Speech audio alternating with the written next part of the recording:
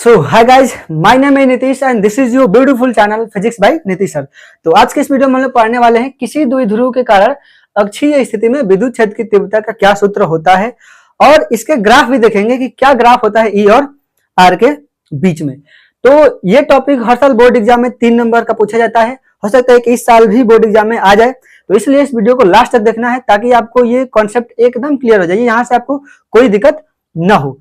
तो आइए शुरू करते हैं। देखिए, हमें निकालना है किसी द्विध्रुव के अक्षीय स्थिति में विद्युत क्षेत्र की तीव्रता। तो हम क्या करेंगे, मान लेंगे कि ये कोई द्विध्रुव है, यहाँ का इसका चार्ज प्लस क्यू है और यहाँ का चार्ज माइनस क्यू है, और ये इसका सेंटर है।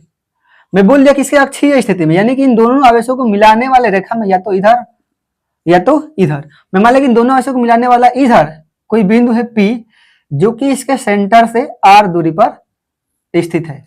ठीक है, इसके सेंटर से R दूरी पर कोई बिंदु है जहां पे हमें इस द्विध्रुव के कारण विद्युत क्षेत्र ज्ञात करना है कि कितना विद्युत क्षेत्र की तीव्रता है। ठीक है, तो आइए, हमें पता है कि बिंदु आवेश के कारण विद्युत क्षेत्र की तीव्रता क्या होती है, उसी का प्रयोग करके हम निकालेंगे, क्योंकि यहाँ भी बिंदु आवेश है और यहाँ भी बिंदु आवेश है। दो बिंदु आवेश से मिलकर ये बना है द्विध्रुव घूर्ण। यानी कि अगर मैं किसी तरीके से इस द्विध्रुव के कारण, यानी कि इस आवेश के कारण यहाँ पे विद्युत क्षेत्र की तीव्रता निकालूं और उसकी दिशा, और इसके वजह से यहाँ पे निकालूं विद्युत क्षेत्र की तीव्रता और उसका दिशा, और दोनों को जोड़ दूं, तो इस पूरे द्विध्रुव के कारण यहाँ पे विद्युत क्षेत्र की तीव्रता हमें मिल जाएगा। तो आइए निकालते हैं। सबसे पहले हम देखेंगे प्लस क्यू के कारण बिंदु P पर, ये मान लो कि बिंदु P है। अब मुझे पता है एक चीज और कि ये जो होती है इन दोनों आवेशों के बीच की दूरी तो 2L, यानी कि इधर से ये दूरी होता है L और यहां से ये दूरी होता है L। कोई दिक्कत? यानी कि सेंटर से इधर की दूरी होगी L और सेंटर से इधर की दूरी भी होगी L। तो सबसे पहले हम ज्ञात करेंगे प्लस Q के कारण बिंदु P पर विद्युत क्षेत्र की तीव्रता। ठीक है, अब बताओ, ये प्लस चार्ज है, इस चार्ज की वजह से यहाँ पे विद्युत क्षेत्र की दिशा किधर होगी, ये प्लस चार्ज है और ये बिंदु है, तो प्लस चार्ज की वजह से हमेशा बिंदु से दूर होता है, हमेशा बिंदु से दूर, इस आवेश से दूर होगा। यानी कि मान लिया कि इसके वजह से यहाँ पे विद्युत क्षेत्र की तीव्रता है E1। कितना है? E1। और किधर है? इस बिंदु से दूर, यानी कि इस आवेश से दूर आगे। और कितना होगा E1? चूंकि हमें पता है, चूंकि किसी भी बिंदु आवेश के कारण विद्युत क्षेत्र की तीव्रता का फॉर्मूला क्या होता है, 1/4 epsilon not Q upon R square, यही होता है। यानी कि इस आवेश से अगर मुझे यहाँ पे निकालना है विद्युत क्षेत्र की तीव्रता, तो सबसे पहले तो ये आवेश पता होना चाहिए, जो कि हमें पता है Q है, और इस आवेश से इस बिंदु की दूरी पता होना चाहिए। तो अगर मैं इस आवेश से इस बिंदु की दूरी निकालूं तो कितना होगा, देखो यहां से ये R है और ये L है, यानी कि यहां से ये दूरी कितना हो जाएगा, R प्लस L। कितना होगा? R, यानी कि ये L और प्लस ये R, पूरा दूरी कितना हो जाएगा यहां से यहां तक, L प्लस R। तो इसके वजह से यहाँ पे विद्युत क्षेत्र की तीव्रता कितनी होगी, यहाँ से E1 बराबर कितना होगा, E1 बराबर 1/4 एप्सिलॉन नॉट इनटू में Q, आवेश Q है तो Q रखेंगे अपन, इस आवेश से इस बिंदु की दूरी कितना है, R प्लस L का स्क्वायर, इसका स्क्वायर है तो इसका भी स्क्वायर कर देंगे। ठीक है, इसको मान लो समीकरण नंबर 1। कोई दिक्कत? यानी कि इस आवेश की वजह से यहाँ पे हमें विद्युत क्षेत्र प्राप्त हो चुका है। अब हमें निकालना है कि इस माइनस Q के कारण यहाँ पे कितना विद्युत क्षेत्र तीव्रता होगा। आइए देखते हैं, माइनस Q के कारण बिंदु P पर E कितना होगा। अब बताइए, यहाँ का आवेश पता होना चाहिए और इस आवेश से यहाँ की दूरी पता होना चाहिए। मुझे पता है कि यहाँ का आवेश माइनस Q है और इस आवेश की वजह से यहाँ विद्युत क्षेत्र की तीव्रता की दिशा किधर होगा, निगेटिव चार्ज है, निगेटिव चार्ज से हमेशा निगेटिव चार्ज की तरफ ही होता है विद्युत क्षेत्र। यानी कि मान लिया कि ये विद्युत क्षेत्र की तीव्रता है E2, इसके वजह से यहाँ पे इधर की तरफ होगा, किधर होगा, इधर की तरफ। और कितना होगा E2 कैसे निकालेंगे, यहाँ से इसकी दूरी पता होना चाहिए और आवेश पता होना चाहिए। तो यहाँ से इसकी दूरी कितनी होगी, देखो ये सेंटर से ये दूरी L है, सॉरी R है, तो यहाँ से ये दूरी कितना होगा, मुझे पता है कि ये L है और ये R है, तो अगर इस पूरे R में से इस L को माइनस कर दूंगा तो ये दूरी नहीं मिल जाएगी। यानी कि जो ये दूरी होगा यहाँ से ये दूरी जो होगा वो होगा R माइनस L। कोई दिक्कत? और ये दूरी तो पता है कि यहां से लेकर यहां तक की दूरी कितनी है, R। ठीक है, यानी कि ये भी दूरी मिल गया क्या है, यहां से यहां तक की दूरी कितना है, R माइनस L। अब हमें इसका वजह से विद्युत क्षेत्र निकाल सकते हैं, यानी कि E2 बराबर कितना होगा, E2 1/4 epsilon not into Q.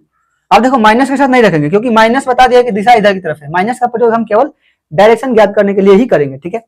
यानी कि हमें माइनस यहाँ पे नहीं पुट करना है, तो क्या रखेंगे, केवल क्यू डिवाइडेड बाई, यहां से इस बिंदु की दूरी कितनी है, आर माइनस एल, और इसका स्क्वायर होता है तो इसका भी स्क्वायर। इसको मान लो समीकरण नंबर 2।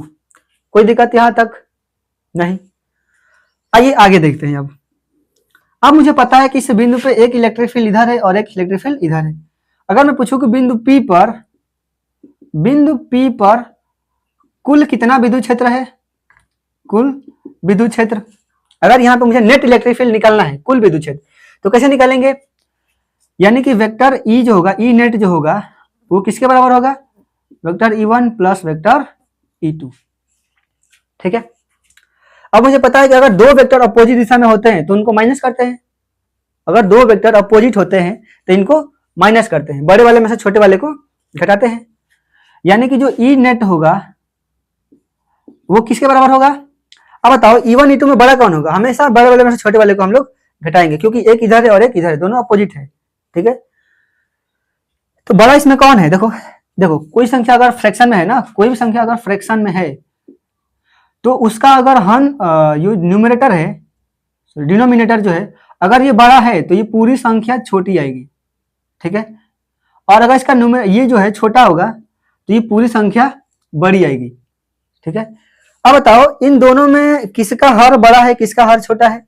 अब बताओ ये r प्लस एल है और ये r माइनस एल है, तो r प्लस एल बड़ा होगा कि r माइनस एल बड़ा होगा, कौन बड़ा होगा, ये बड़ा होगा। तो अगर ये बड़ा है तो क्यू में भाग देंगे तो ये पूरी संख्या क्या आएगी, छोटी आएगी, और ये छोटा है तो अगर सेम संख्या में छोटी चीज से भाग देंगे तो ये बड़ा आएगा, यानी कि E2 बड़ा होगा और E1 छोटा होगा। बड़ा कौन होगा, चूंकि E2 जो है वो बड़ा है किसी से, E1 से। क्यों बड़ा है, क्योंकि इसका डिनोमिनेटर बोलते हैं इसको ना इंग्लिश में, मेरी इंग्लिश कमजोर है भाई, मान लेना, ठीक है।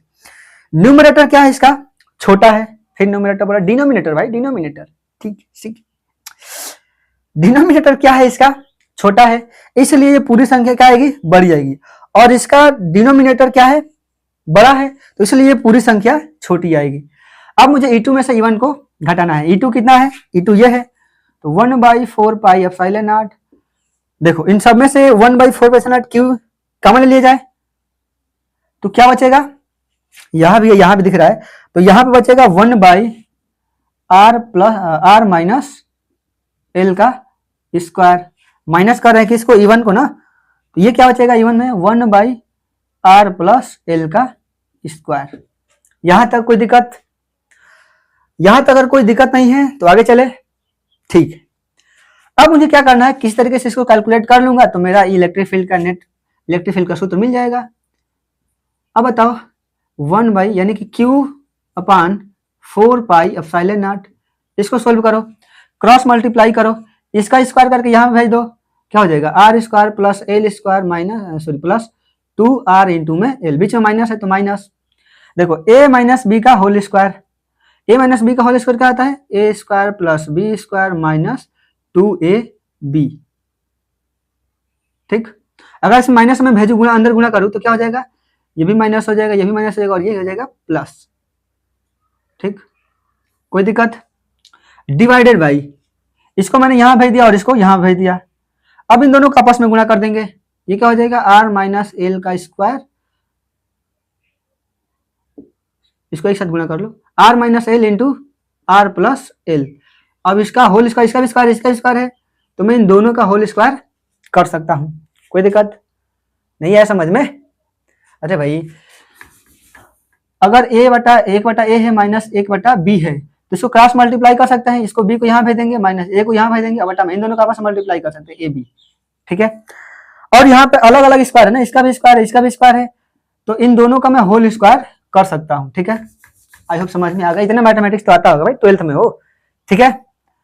अब आ जाओ, देखो ध्यान से, r स्क्वायर बर्बाद, एल स्क्वायर बर्बाद, 2rl प्लस 2rl क्या हो जाएगा, 4rl, यानी कि जो ई नेट होगा Q/4 pi epsilon not into, ऊपर क्या बचेगा 2rl कितना हो जाएगा 4r इंटू में l डिवाइडेड बाई, अब देखो ये a plus B into A minus B, एक क्वेश्चन में a प्लस बी दिख रहा है, एक क्वेश्चन में a माइनस बी, तो इसको मैं लिख सकता हूँ a square minus B square लिख सकता हूं मैं, और इसका स्क्वायर है तो इसका भी स्क्वायर लिख सकता हूं मैं। कोई दिक्कत? यहां तक अगर नहीं समझ में आया, सॉरी समझ में आ गया है तो नोट कर लीजिए, आगे चलते हैं इसको मिटाने के बाद। ये नोट कर लीजिए, मिटा दो इसको, आ जाओ आगे देखते हैं इसके बाद की कहानी।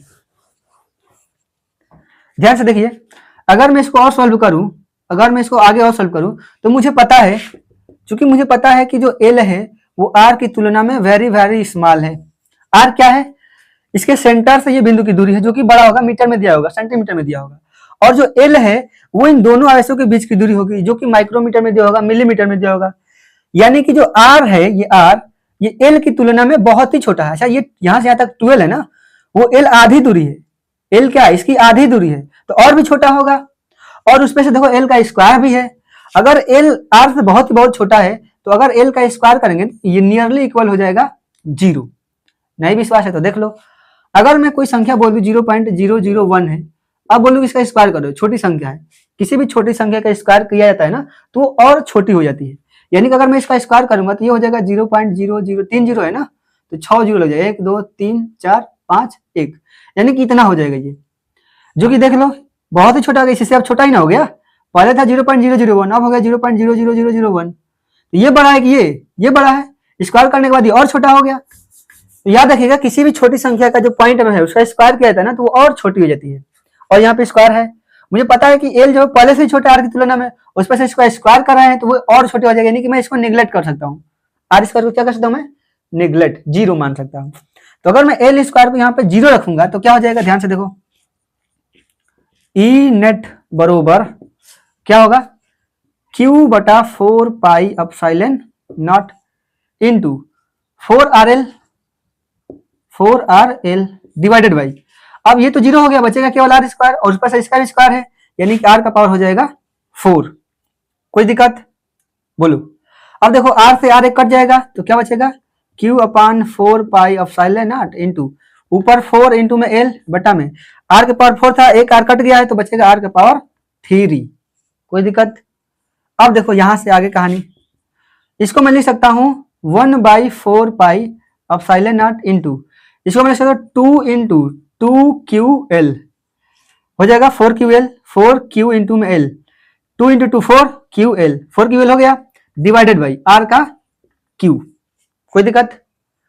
अब मुझे पता है कि 2QL क्या होता है, चूंकि 2QL ये होता है P के बराबर, किसके बराबर होता है? P के, यानी कि इस 2QL को मैं क्या लिख सकता हूँ? P, जो कि द्विध्रुव अगुण है, यानी कि यहां से 1/4 पाई एप्सिलॉन नॉट इंटू ये क्या हो जाएगा 2, इसको मैं लिख दिया P, और बटा में ये है R का Q, तो ये हो जाएगा net electric field point P पे। क्या होता है नेट इलेक्ट्रिक फील्ड का सूत्र? 1/4 pi epsilon not 2P upon R Q। अगर मुझे ये पता हो कि इस द्विध्रुव आघूर्ण कितना है, द्विध्रुव का आघूर्ण कितना है P, और ये पता हो कि यहां से इसकी दूरी कितनी है, तो हम इस पूरे द्विध्रुव का यहाँ पे विद्युत क्षेत्र की तीव्रता इस सूत्र द्वारा निकाल सकते हैं। तो यहां तक पहले नोट कीजिए, उसके बाद हम देखेंगे कि E और R के बीच में क्या ग्राफ होता है। नोट कर लीजिए फटाक से, हो गया। देखिए अब हम देखेंगे कि जो नेट इलेक्ट्रिक फील्ड आया है इसकी दिशा किधर होगी।